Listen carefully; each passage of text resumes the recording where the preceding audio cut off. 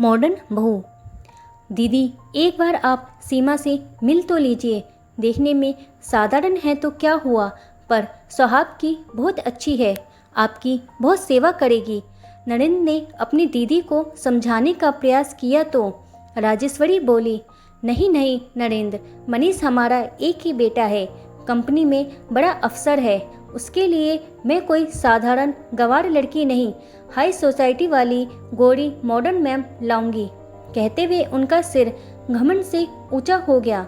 राजेश्वरी जी के इनकार करने पर नरेंद्र ने सीमा, जो कि उनके मित्र की बेटी थी, के साथ अपने बेटे अरुण का विवाह कर दिया।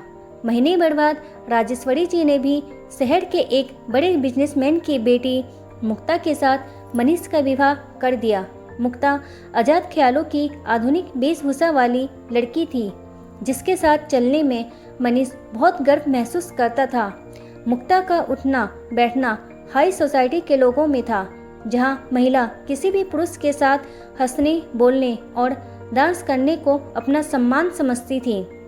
मॉडर्न पत्नी के आकर्षण में मनीष ने इस बात को स्वीकार कर लिया।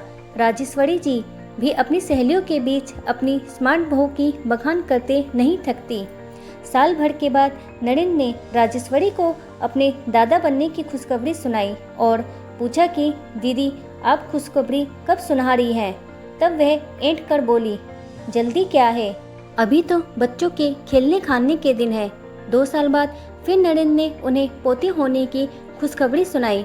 तब उन्हें ख्याल आया और बहू से हंसते हुए बोली कि अब तो इस घर में भी बच्चों की किलकारियाँ गूंजनी चाहिए, हमें दादी कब बनाओगी? सुनते ही मुक्ता भड़क उठी, चीखते हुए बोली, बच्चे पैदा करके मुझे अपनी फिगर खराब नहीं करनी।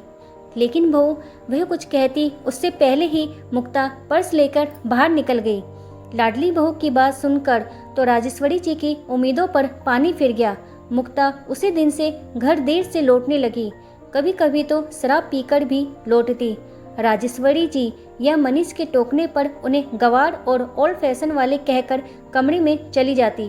बच्चे की बात पर तो उसने पहले ही मनीष को 2 टूक जवाब दे दिया था।